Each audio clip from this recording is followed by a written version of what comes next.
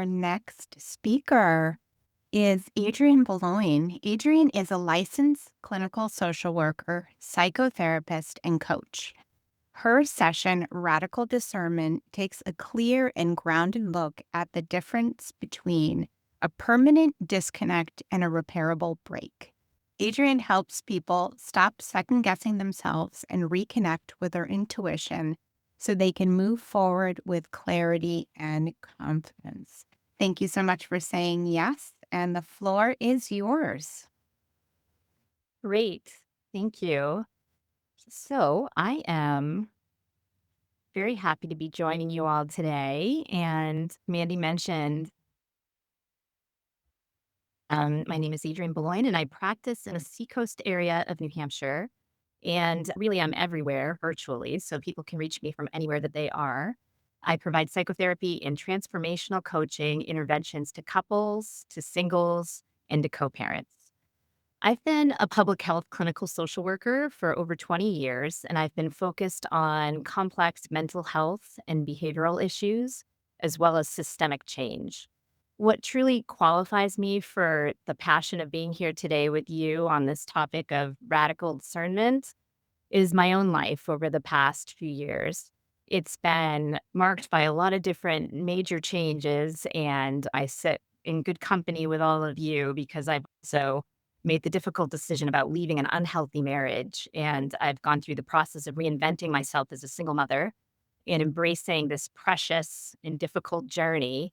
But it's really of healing and claiming my own legacy, which is a fun thing that I've gotten used to saying and talking about with my clients as I've been doing this work, this idea of legacy. I now dedicate my practice to my own personal and professional mission, which is growing relational intelligence and claiming the better half in all ways. Okay, so what we're going to talk about today is the fog of ambivalence we experience as we navigate the decisions around divorce. And I can personally attest to that confusion and self doubt. I know most of you here are exhausted from the conflicts, from the unknowns, from the mental and nervous system conditioning it took for us to accommodate an unhealthy marriage.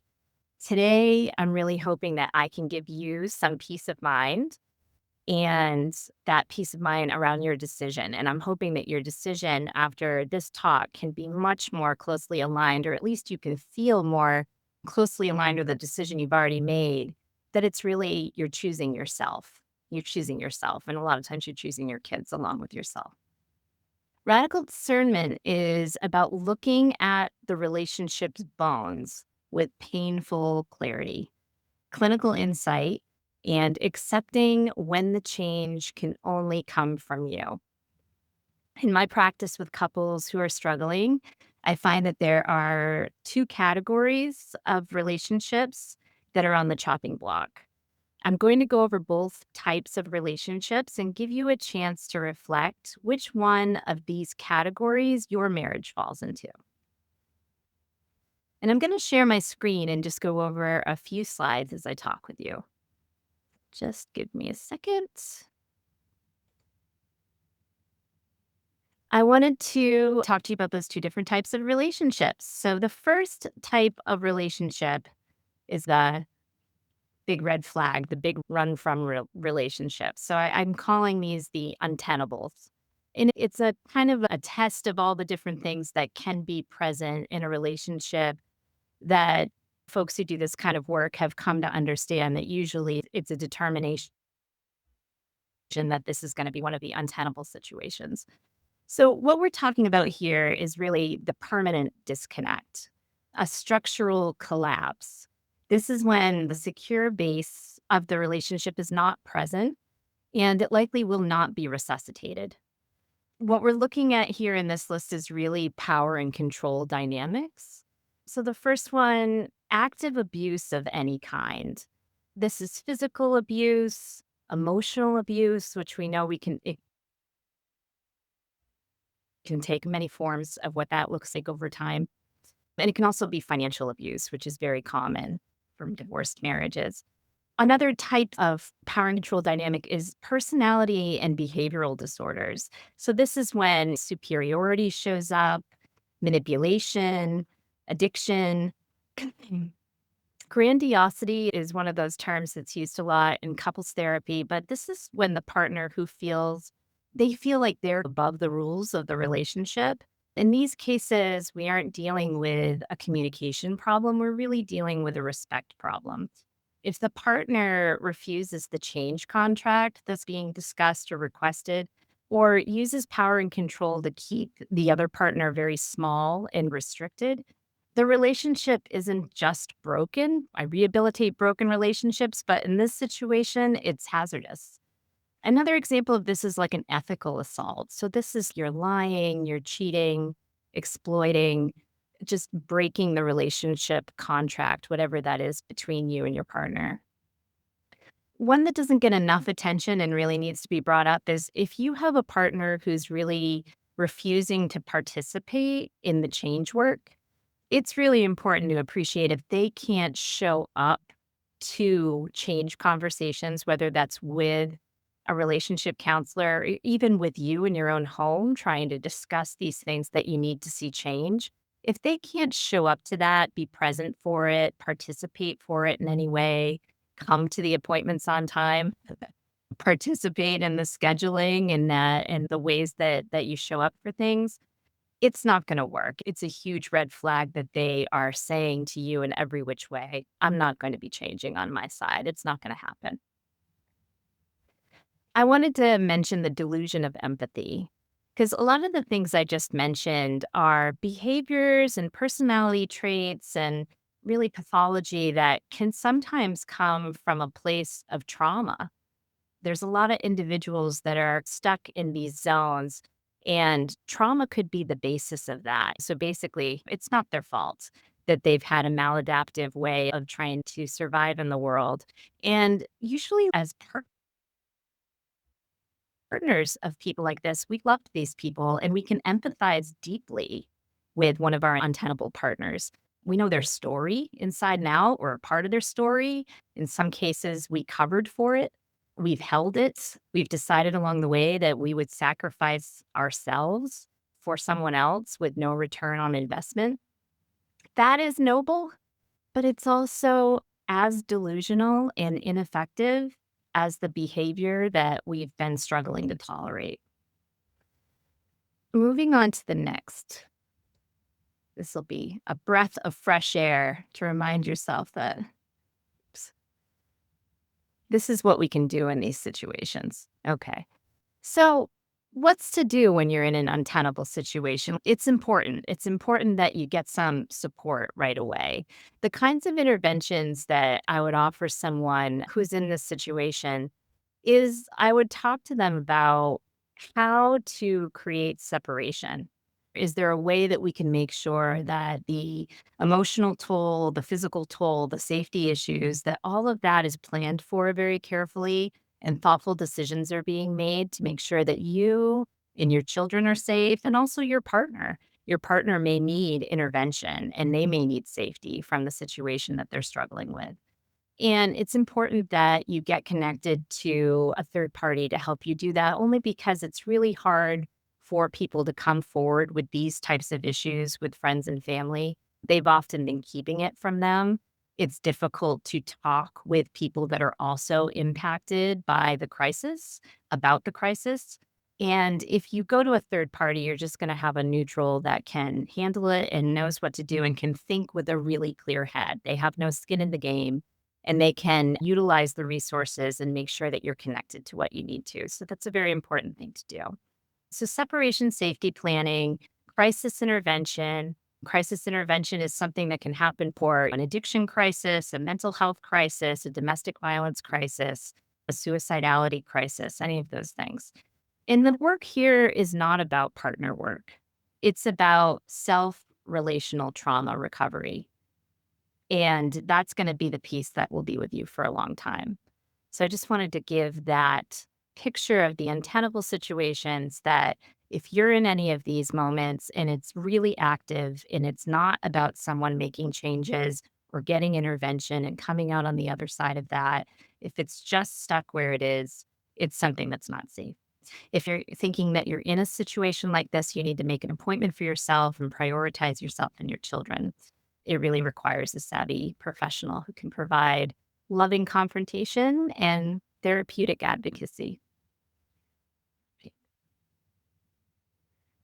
So finally, so these are the opportunities. You might feel like the category of your relationship is actually in the opportunity category. So this is the fixable rupture, right? This is what we want to see in couples therapy. This is when we can really do the work. This is when there's two participants that are willing to come to the table. Sure, there's always one person that's more hesitant than the other, or maybe they have avoided therapy most of their lives and it's very intimidating. But relatively, two people are saying, I'm going to do it, even if you're making me, but I'm going to do it and I'm going to show up. And that's all you need to get started. So they're willing to do the change work. They understand either coming in or shortly after the intervention starts that the conflict that they're having is normal and conflict in general is normal. And they have come to learn the skills that can turn conflict into a catalyst for change. Some of the most common dynamics that present in this category are things like rupture and repair. That's a breach of contract in any way. Affairs are in this category, any kind of betrayal. Intimacy is a big one. So, when the intimacy is just not there, and this can be physical intimacy, emotional intimacy, anything that feels like connection, sex, empathy. If that is broken, that is a huge red flag that people are coming in and saying, what can we do to make these changes? Inequity in the home load and the mental load. This is also huge. Often the first thing people talk about, and then we find out there's a lot of other dynamics behind it. Value misalignment. So, this is when you and your partner just have not either successfully negotiated or truly have some mismatching or ways that you've grown or evolved. And you're not together on the values and the way that you want to approach things for your family around things like parenting or health or finances or your quality of life. So, what can we do? There's actually a lot we can do in these situations. And even if you have gone through this experience and you didn't come out on the other side saving your marriage, I think it's helpful to hear the kinds of things that do happen for successful couples that go through an experience like this, because it's probably going to feel good for you to know that you've done what you could and that you've understood the process that I'm going to be describing about how couples move through this and end up making the decision every day to stay together. And I'm hoping that by listening to this, it's going to help give you more peace of mind about the decision that you've made or the decision you're about to make. It takes a long time to get comfortable with it. So these interventions here are relational intelligence. I said my whole practice is based on that. And that is really the work with partners together and then also often individually alongside of the partner work to better understand things like our attachment styles, the core wounds we all have from our previous relationships or other experiences that we've had, like trauma, the unhealthy strategies that we have co-created over time. A lot of times things like this are criticism, contempt, defensiveness, stonewalling, codependency. These are all things that in this relational intelligence work, you're first aiming for a lot of awareness around those things, these concepts, understanding how they apply to you, how they apply to your partner, and then we kind of work on the skills on how to work with them, work around them, and heal and evolve.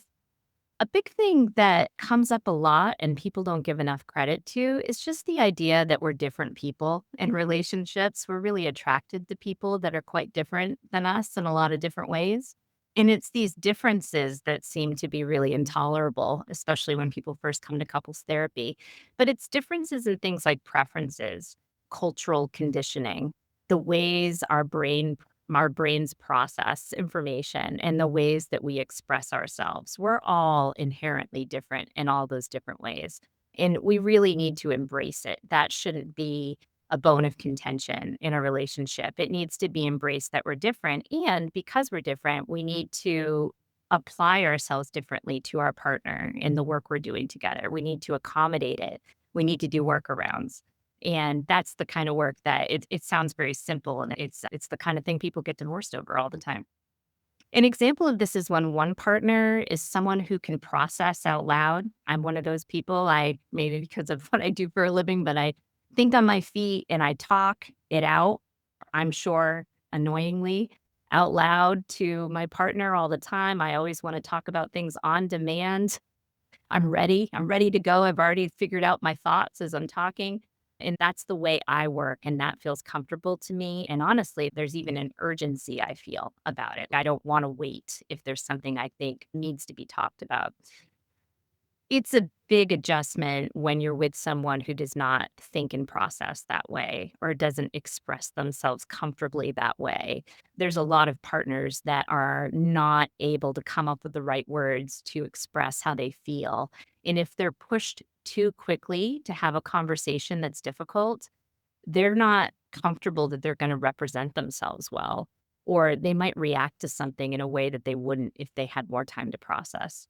What this looks like a lot is that one person's pursuing the other in order to alleviate this discomfort and getting the conversation going and getting the things expressed and moved forward.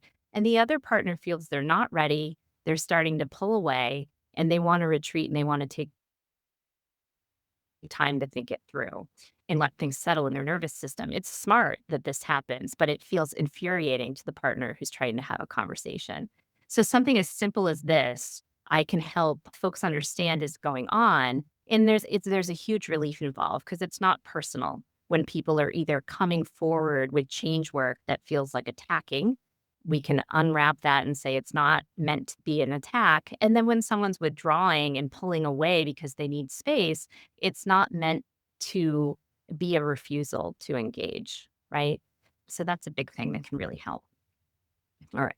So it's no longer misunderstood as not caring or attacking and can turn into something like my partner needs this to process and communicate, or my partner needs this to feel safe. Another big skill that we work on is really just skill building and capacity, another big intervention here. How do we grow our capacities in relational intelligence? This is with things like intentional structure. So, people having weekly check ins, reviewing their relational contract, making sure that there's details there that are not assumed and that they can understand more specifically what their partner's expectations are and match them up so that we're not constantly disappointing without having any idea what the roadmap is. Talking about equal partnership, really evaluating and taking inventory to make sure that the partnership is equal. Nurturing connection, expanding emotional availability. There's a lot of work I do with men on that and trying to help them practice the ways to be vulnerable and practice the language that often comes very easily to women on how to discuss emotions, how to hold space for emotions without fixing or rushing to fix, how to even come up with the language to talk about what it is they want for themselves. A really common issue that comes up in couples therapy is sometimes, and this will sound like I'm generalizing about gender, but just for the purpose of this, sometimes a man in a relationship, if they're in a relationship with a woman, will feel like they have a hard time emotionally giving to their partner. It feels like an extra request. And the reason why it feels like an extra thing that they feel a little resentful about needing to do is because they don't necessarily think they require that or they haven't had that given to them in their life. And so they're not even appreciating that there's a version of that makes them feel good or there's something different that they can actually get that suits them, makes them feel appreciated, makes them feel heard. And they're not so sure even what that is. And so sometimes we just need to define that better.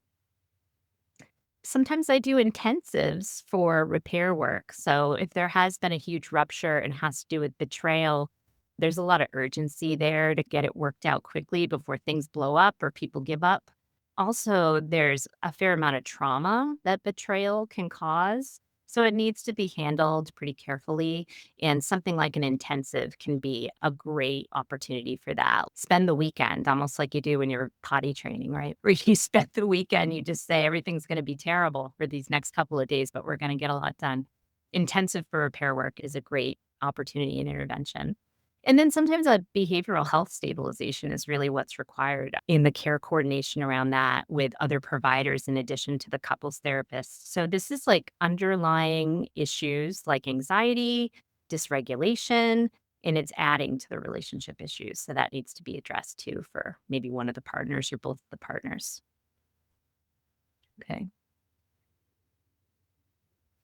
So the sovereign truth. So you are ultimately on your own with your own decision once you take the inventory of which kind of relationship you've had to deal with. You can do like a gaslighting checklist, the self gaslighting idea of like you second guessing yourself and wondering if you've made some sort of mistake or if more of this is your fault than you gave it credit for. Something you can ask yourself in this moment after you've asked for change so much. You can say, how long am I going to keep asking for this change before I appreciate that it's not coming around? I'm not seeing evidence of this. Am I asking the wrong person to change? Am I asking for change? Of course, I know I am. I need to. But am I asking them to change? And I'm not asking myself to change. And I think when we get stuck on that, it's because a lot of times if we feel like the situation is unjust, it's really hard to let that go. It's really hard to say, this isn't fair. They need to understand this about me. I'm not going to take on this bad rap when it's not mine to hold. And we have to walk away from that because it's sometimes not in our power to change that. Another question you can ask yourself is, am I prioritizing his or her potential over my own reality? Has empathy taken over self preservation? Is there codependency here? What has my relationship to people pleasing or to trying to maintain a false sense of control over my partner's behavior? What's my relationship to that? What's my experience of that? Can I look at that carefully? And that can be figured out over individual work with someone. A lot of times there's a tragedy of timing, worrying about whether or not someone's emotional capacity can catch up to yours and whether or not that capacity is something that can grow. Or if you're in a moment where you're with a partner that you believe has all this capacity, but they're just not able to make it happen for themselves. Maybe they're overwhelmed with something else that's taking priority in their own personal growth. Maybe they're struggling with something in some way, or maybe they don't have the will to make that change. The things that hold us back are fear, shame, and guilt, all the different things we know about facing things like the injustice of family court, isolation from friends and family, financial insecurity, having to tell people the loss of our identity. These are all things that hold us in a pattern of questioning our decision. And I loved hearing what Rita was talking about kids because something I can say very clearly is people say, do it for the kids, or I'm holding on for the kids. And what we really know is that research consistently shows us that the child's outcome, it isn't determined by coming from a home where the parents remain married, or if they do end up getting divorced. We know divorce is a stressor, but the climate of the home and the well-being of the primary caretaker is actually the most important thing to determine the outcome of children's health and when they become adults and how well-rounded they are. So when you think about that, the primary caregiver, sometimes often the mom in the situation, just imagine what a greater impact you can have on your children if you are freed up to have the capacity to really be present for them, to really be calm and healthy and not distracted by conflict and other things like that. You can bring other people and other trusted adults into their life. Imagine how much more you can give them from that standpoint rather than in the environment of two parents being hijacked by dysfunction. I'll tell you about the free gift I wanted to offer you. Also, I'm looking forward to any questions you have for me and connecting with anything. And I'm so thankful for Vesta to Oh, connect us. And the free gift I want to provide is an unlimited month of virtual journal coaching on my site. wow. So I can provide guidance and reflection to your brain dumps and rants around your own divorce Oh, journey. thank you so much. Thank you for saying yes.